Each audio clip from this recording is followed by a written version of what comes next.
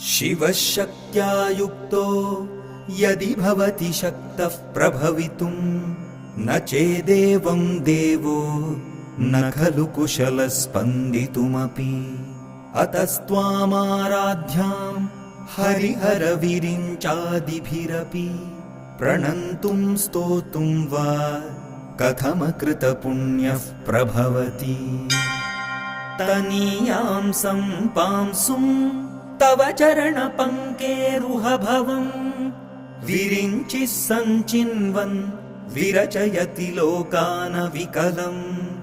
वहत्येनं शौरिः कथमपि सहस्रेण शिरसां हरः संक्षुद्यैनं भजति भसितोद्धूलनविधिम्।